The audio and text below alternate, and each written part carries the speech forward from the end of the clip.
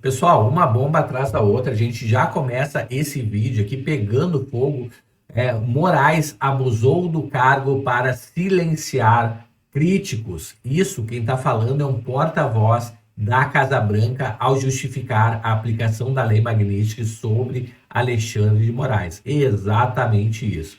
Além disso, pessoal, os blogueiros da Globo, da CNN, eles começam a entender que os Estados Unidos não vai aceitar um pleito eleitoral em 2026 que não participe Jair Messias Bolsonaro. Ou seja, se os Estados Unidos não reconhecer o pleito eleitoral brasileiro em 2026, pessoal, aí sim o Brasil vai descambar para o lado da ditadura, porque nenhum país vai aceitar, nenhum país democrático, né, europeu, ou país desenvolvido, Austrália, qualquer coisa do tipo, vai aceitar o Brasil como uma democracia se os Estados Unidos não o fizer, porque os Estados Unidos simplesmente é a maior democracia do mundo há mais tempo no planeta, tá? Então a gente precisa, pessoal, desse apoio e endosso dos Estados Unidos sobre uma eleição brasileira para justamente provar que a eleição é democrática. E sem o Bolsonaro não será nada democrática essa eleição. Além disso, pessoal, a gente vai ver agora que existe um racha no STF. Metade dos ministros do STF não estão mais apoiando Alexandre de Moraes, se é que o já fizeram, né? Mas agora, pessoal, simplesmente houve um racha total no STF. Você vai entender tudo nesse vídeo aqui, então já chega dando like para aumentar o alcance desse vídeo. Se inscreve no canal, habilita o sininho de notificações. E sem mais delongas, vamos aqui para o vídeo. O presidente Lula se encontrou com alguns ministros do Supremo Tribunal Federal aqui no Palácio da Alvorada nesta quinta-feira. O encontro acontece depois dos Estados Unidos aplicarem algumas sanções contra o ministro Alexandre de Moraes. Entre as medidas está previsto o congelamento de bens e contas de Alexandre de Moraes nos Estados Unidos. Estiveram presentes aqui no Palácio da Alvorada os ministros Gilmar Mendes, Edson Fachin, Pessoal, olha o racha que aconteceu, né? Nessa janta tiveram lá o Zanin, advogado do Lula, o Barroso, presidente da Corte, Flávio Dino, ex-ministro do Lula, o próprio Alexandre de Moraes, né, que é o sancionado, Gilmar Mendes, né, que é o mais antigo da Corte, que tem negócio em Portugal, né, e também já está na mira da lei Magnitsky, e Edson Fachin, que é militante a favor do Lula. Né? Quem não participou, pessoal, Luiz Fux, né? André Mendonça, foi indicado pelo Bolsonaro, Dias Toffoli e Carmen Lúcia, essas são as novidades, e o Nunes Marques, que foi também indicado por Bolsonaro.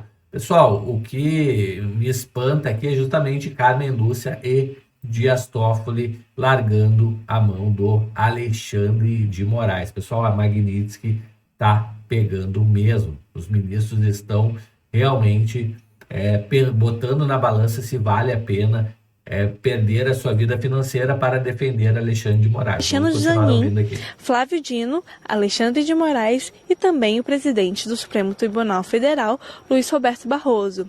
Além disso, participaram o ministro da Justiça, Ricardo Lewandowski, o Procurador-Geral da República, Paulo Gonet, o Advogado-Geral da União, Jorge Messias. Lula, ele convidou todos os ministros do STF, incluindo André Mendonça e Cássio Nunes Marques. No entanto, eles não participaram.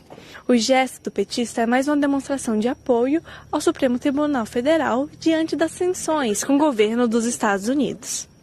Aí, pessoal, então a gente vai vendo aqui o racha que está acontecendo no STF.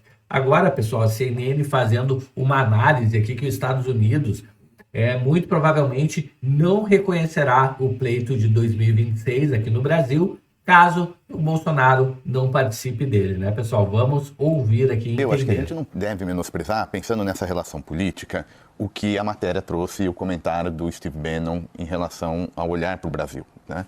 E aqui talvez sem querer ser excessivamente didático, mas assim, se a palavra for mudar regime, e aí entendendo por regime democrático, aí a coisa ainda é pior. Mas poderia argumentar e falar, olha, os caras não gostam da esquerda brasileira, a gente já viu isso em alguns outros lugares, uma tentativa dessas figuras expoentes desse conservadorismo e muito filiado ao governo Trump, de, se não influenciar diretamente, mas pelo menos repercutir temas políticos em diversos países, independente de geografia, de nível de desenvolvimento, dá para a gente pescar vários desses exemplos. Aí uma coisa é essa dimensão. Tá, tudo bem, a gente gostaria que trocasse o poder lá. Agora, o problema é se realmente tiver alguma visão ainda mais ambiciosa, e nós estamos falando do regime democrático, e aí entra a questão de reconhecimento de resultado eleitoral, de qual é que vai ser o olhar que o governo americano vai ter para o processo eleitoral brasileiro de 26. Então, eles não encaram o regime brasileiro como um regime democrático. Na palavra dos ideólogos e do Maga, como o Lorival também nos descreve a visão do entorno de Trump em relação ao Brasil, este não é um regime democrático, este é um regime de esquerda, um regime dominado no fundo por comunistas, que estabelecem via o judiciário uma ditadura que eles quase usam a expressão usada aqui na briga política brasileira, a ditadura da toga. Então, os americanos eu quero dizer nesse sentido, aqueles que estão tomando essas decisões na Casa Branca, encarando mais o Brasil encaram o regime brasileiro assim, nesse sentido, o É. regime change. Quer dizer, não, esta esquerda, eu até diria, nenhuma esquerda na visão deles pode governar em lugar algum, mas no Brasil especialmente, Thaís. Não, eu queria saber exatamente porque, assim, isso tudo vai... nós já estamos vivendo o período eleitoral, né? Isso já estava antecipado antes do Trump chegar com ter dado esse tiro de canhão no Brasil há quase um mês. E o preço de mercado estava se formando pela percepção do que vai ser a eleição do ano que vem. E o tabuleiro mexeu completamente, né? O Lorival usou a expressão do checkmate, o tabuleiro mexeu completamente. Então, eu queria te ouvir um pouco sobre isso. Eu acho que a gente está, no fundo, tentando delinear cenários para, o que pode interromper esse processo. A gente já viu que não vai ser fácil, até porque, pelo menos, vai ter mais material. Amanhã ou depois vem o julgamento do ex-presidente Bolsonaro, e seja ele ou não só o bode expiatório, só a justificativa formal, isso muito possivelmente abre as portas para uma nova rodada de ações nessa direção. Levando a sério o que a gente está aprendendo agora desses ideólogos americanos, ou pelo menos aqueles próximos à Casa Branca, tem em relação ao Brasil, basicamente nós estamos falando como é que eles vão lidar com a eleição de 26. O que não é propriamente uma novidade, porque quando o Lula ganha no último mandato, os Estados Unidos aí, sob Biden, rapidamente já foram lá, reconhecendo o resultado, aliás, numa jogada combinada. Muito provavelmente uma jogada combinada. Não, a informação que temos é que foi combinada. Então agora não vai Tinha vai um combinar celular com quem, pronto para receber a ligação do presidente americano como endosso ao processo eleitoral brasileiro, dizendo assim, nós já reconhecemos que o Lula é vencedor. Isso foi feito pelo Biden em uma jogada combinada. Muito possivelmente 26, a depender do resultado, a gente vai ter mais um choque. Por isso que eu acho que não dá para menosprezar o que a gente está discutindo nessa edição do WW, porque pode ser um grande gancho. Achar que uma solução para o comércio, em alguma medida, um esfriamento da borbulha, vai nos tirar da rota de confronto. É mais ou menos por aí. Tá aí, pessoal. Então, os Estados Unidos já está vendo o Brasil como não democrático, né? Um país dominado aí pela esquerda e por comunistas, né? Usando a Suprema Corte para silenciar adversários políticos. Pessoal, próxima notícia aqui. Moraes abusou do cargo para silenciar críticos, fala o porta-voz dos Estados Unidos, depois das imposições da lei Global Magnitsky, né, pessoal? Isso aqui foi no dia de ontem, quinta-feira. Então, o que ele falou aqui? Moraes abusou da sua autoridade ao engajar-se em um esforço direcionado e politicamente motivado para silenciar críticos políticos, tá? Então, pessoal, além disso, o que ele fala aqui? As ações tomadas por Moraes impactam pessoas e empresas dos Estados Unidos e os Estados Unidos não toleram atores estrangeiros maliciosos que abusam de suas posições de autoridade para minar a liberdade de expressão dos cidadãos norte-americanos. Pessoal, a liberdade de expressão é tão importante e cara nos Estados Unidos que na Constituição deles, tá, é a primeira emenda da Constituição, liberdade de expressão. Nada, pessoal, nada pode ir contra a primeira emenda americana, que é a liberdade de expressão.